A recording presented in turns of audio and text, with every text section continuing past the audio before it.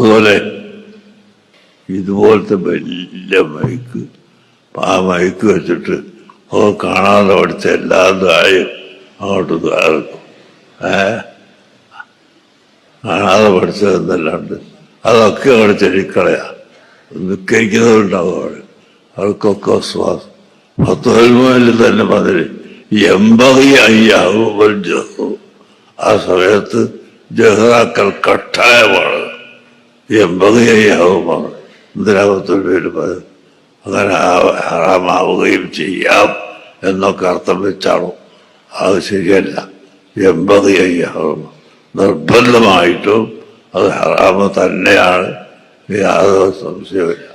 അപ്പോ ബാക്കിൽ മുസല്ലീങ്ങൾ ഉണ്ടാവും. ആ മുസല്ലീങ്ങൾക്ക് വിശ്വാസം ഉണ്ടാകുന്ന വിധത്തിൽ നിങ്ങൾ ദുആ ചെയ്യാൻ പാടില്ല. ഏർപ്പാടുപോലെ അഭ്യസിക്കും. നിങ്ങൾ നഫ്സിനെ നിങ്ങൾ മാനം ചെയ്യണം.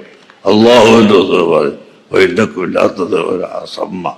നിങ്ങൾ അസമ്മനല്ല പഠിക്കുന്നത്, അള്ളാഹുവിനാണ്. അതുകൊണ്ട് നിങ്ങൾ മെല്ലെ ദുആ മതി.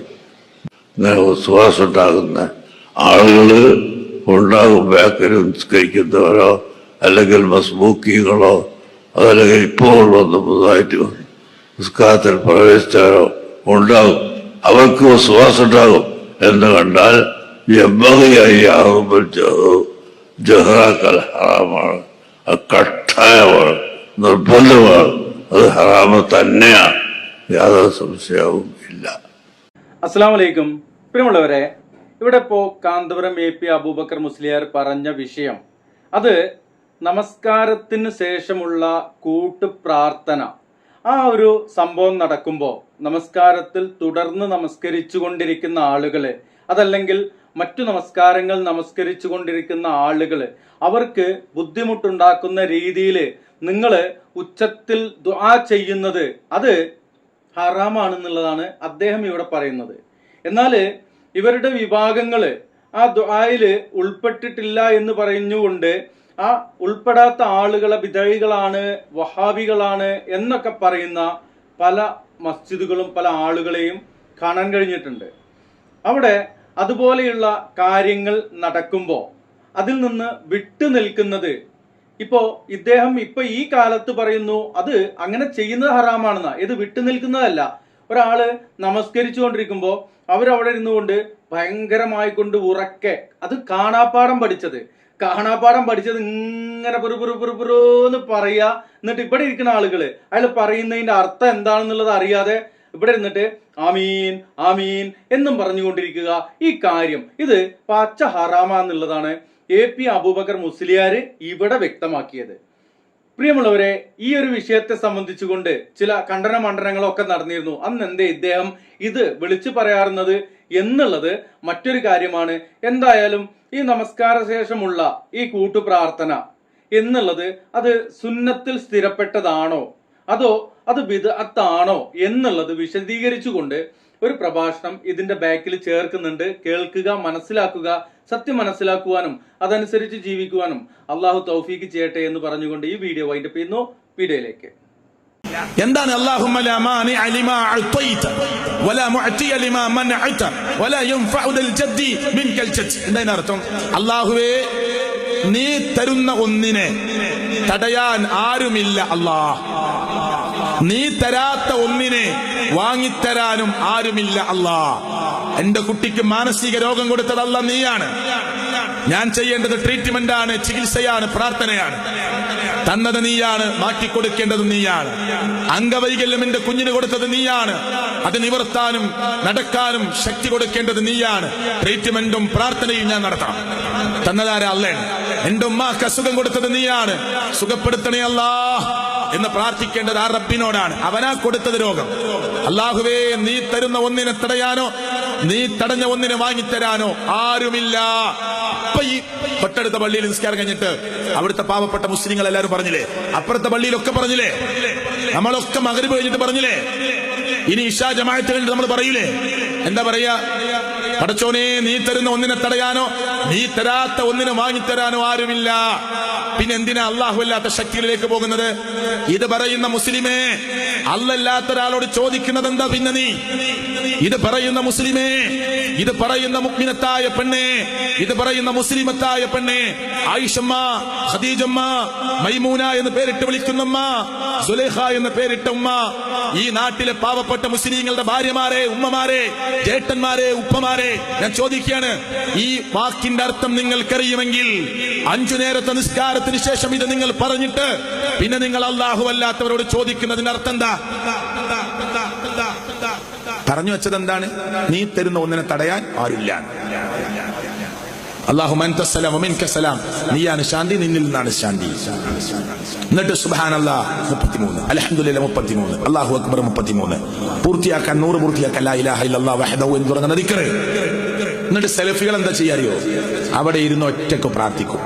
ധൃതിയുള്ളവർക്ക് പോകാം, വാഹനത്തിൽ നിന്ന് പ്രാർത്ഥിക്കാം. ബസ് കിട്ടാനുണ്ട് ആ സമയത്ത്, ജമാഅത്ത് പോകാൻ പാടില്ല.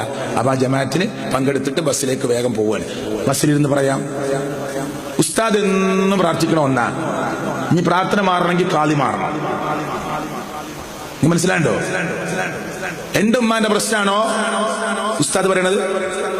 നിങ്ങളുടെ പെങ്ങളെ പ്രശ്നമാണോ, നിങ്ങളെ ഭാര്യന്റെ പ്രശ്നമാണോ, നിങ്ങളെ കുട്ടിന്റെ പ്രശ്നമാണോ? എല്ലാവർക്കും വേണ്ടി ഒരു പ്രാർത്ഥന, അൽഹംദുലില്ലാഹ്. ആ പ്രാർത്ഥനയിലൊന്നും പ്രശ്നമൊന്നുമില്ല, അത് മതിയോ? സെലഫികൾ പറഞ്ഞത് എന്താണ്? അവിടെ ഇരുന്നോ, യാത്രയിലോ, വീട്ടിലിരുന്നോ, ദിക്റുകളും പ്രാർത്ഥനകളൊക്കെ ചൊല്ലി ഒറ്റക്കൊറ്റക്കിരുന്ന് അള്ളാഹുവിനോട് പ്രാർത്ഥിച്ചോളൂ. അതാണ് ഫർള് നിസ്കാരം കഴിഞ്ഞിട്ടുള്ള മാതൃക. കൂട്ടുപ്രാർത്ഥനക്ക് സെലഫികൾ എതിരല്ല. നിസ്കാരം കഴിഞ്ഞിട്ടൊരു കൂട്ടുപ്രാർത്ഥന അള്ളാഹുവിന്റെ റസൂല് പഠിപ്പിച്ചിട്ടില്ല. ഇപ്പൊ ഞാൻ ഇവിടുന്ന് പ്രാർത്ഥിച്ചു, എല്ലാവരും ആമീൻ പറഞ്ഞു, അത് കൂട്ടുപ്രാർത്ഥനയല്ലേ? നിസ്കാരം കഴിഞ്ഞിട്ട് ഒരു കൂട്ടുപ്രാർത്ഥന എന്ന് ഉസ്താദ് പ്രാർത്ഥിക്കുന്നു, അതിന്റെ അർത്ഥം ഒന്നും അറിയില്ല. ഉസ്താദ് ശ്വാസം കിട്ടാതെ ഒരു പ്രാർത്ഥനയുടെ നടുക്ക് നിർത്തിയാലും ആമീൻ പറയും. അല്ലേ? ഹക്കല്ലേ? സത്യല്ലേ? ഇങ്ങനെ പ്രാർത്ഥിക്കാൻ, ഇങ്ങനെ ഒരു കൂട്ടുപ്രാർത്ഥന, ബേക്കിൽ നേരം വൈകുന്ന ആളുകൾ നിസ്കരിക്കുന്നുണ്ട്, അവരെ നിസ്കാരം മുഴുവൻ തെറ്റിയ. അല്ലാഹു അക്ബർ ഉസ്താദ് തുടങ്ങി വെച്ചു, എല്ലാവരും കൂടി ഉറക്കെ പറയാം. സുബ്ഹാനല്ലാഹ് ഉസ്താദ് തുടങ്ങി വെച്ചു, ഇതെല്ലാവരും ഉറക്കനെ പറയാ. ലാ ഇലാഹ ഇല്ലല്ലാഹ് വഹ്ദഹു എന്നാണ് തുടങ്ങി വെച്ചു, എല്ലാവരും ഉറക്കനെ പറയാ. ഇങ്ങനെയൊക്കെ ചൊല്ലാനും ചൊല്ലിപ്പിക്കാനും ഒക്കെ ഹദീസുകളിൽ രേഖണ്ടോ? നിങ്ങൾ ചിന്തിക്കണം, വാശിയില്ലാതെ ചിന്തിക്കണം. മുത്ത് റസൂൽ സല്ലല്ലാഹു അലൈഹി വസല്ലം നിസ്കാരം കഴിഞ്ഞാൽ എന്താ ചെയ്യാ? കേട്ടോളൂ, ഹദീസിൽ നിന്ന് കേട്ടോളൂ. അൻ ആയിഷ റളിയല്ലാഹു അൻഹ ഖാലത്ത്, ആരാ പറയണറിയോ?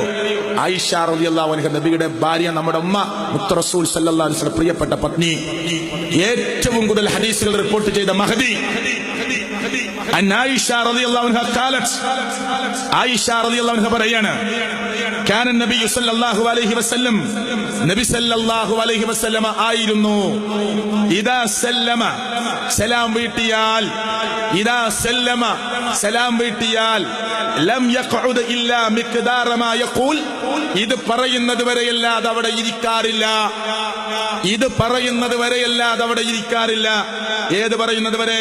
അല്ലാഹുമ്മ അൻതസ്സലാം വമിൻകസ്സലാം തബാറക്ത യാ ദൽ ജലാലി വൽ ഇക്റാം, തബാറക്ത ദൽ ജലാലി വൽ ഇക്റാം. 592 ഹദീസ് പള്ളിയിലുണ്ടാവും, സഹീഹ് മുസ്ലിം എന്ന് പറഞ്ഞു. മുത്ത് റസൂൽ സല്ലല്ലാഹു അലൈഹി വസല്ലം നിസ്കാരം കഴിഞ്ഞാൽ അസ്തഗ്ഫിറുല്ലാഹ് എന്ന് 3 വട്ടം പറയുന്നു. വേറെ ഹദീസിൽ വന്നിട്ടുണ്ട്. കഴിഞ്ഞ ഉടനെ അല്ലാഹുമ്മ അൻതസ്സലാം വമിൻകസ്സലാം തബാറക്ത ദൽ ജലാലി വൽ ഇക്റാം എന്ന് പറയുന്നത് വരെയല്ലാതെ അല്ലാഹുവിന്റെ റസൂല് ഇമാമായി നിന്ന സ്ഥലത്ത് ഇരിക്കാറുണ്ടായിരുന്നില്ല. എണീറ്റ് പോകും. പിന്നെപ്പോഴാ കൂട്ടുപ്രാർത്ഥന? പിന്നെപ്പോഴാ കൂട്ടുപ്രാർത്ഥന? അപ്പൊ പിന്നെ ചില കിതാബിലൊക്കെ കുറച്ച് സമയം ഇരുന്നിട്ടുണ്ട് എന്നുണ്ടല്ലോ. ഉണ്ട്. അപ്പൊ വൈരുദ്ധ്യം ഉണ്ടാവോ? ഇല്ല.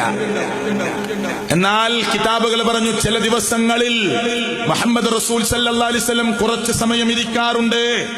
മഖസ യസീറ, കുറച്ച് സമയം ഇരിക്കാറുണ്ട്. അത് ഫുള്ള് വായിച്ച ഒരു വടിക്ക് 2 പക്ഷിയ.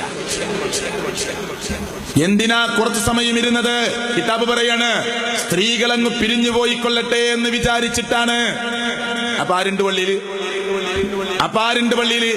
സാധാരണ റസൂലുള്ളാഹി സ്വല്ലല്ലാഹു അലൈഹി വസല്ലമയുടെ പതിവ് നിസ്കാരം കഴിഞ്ഞാൽ അല്ലാഹുമ്മ അൻതസ്സലാം വമിൻകസ്സലാം തബാറക്ത യാ ദൽ ജലാലി വൽ ഇക്റാം എന്ന് പറയുന്നത് വരെ ഇരിക്കലാണ്.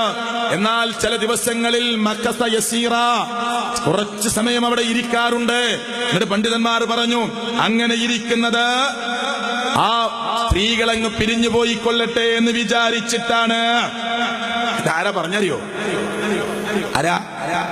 ഈ പരിസരത്തൊക്കെ ഉള്ള പള്ളിയിലുണ്ടാവുക ഗ്രന്ഥം. ഇമാം നബവി ഷറഹുൽ മുഹദ്ദബിലാ പറയണത്. അല്ല സലഫി പണ്ഡിതന്മാരൊന്നല്ല, ഷാഫി മദ്ഹബിന്റെ പണ്ഡിതന്മാരായി അറിയപ്പെടുന്ന ആളുകളാ.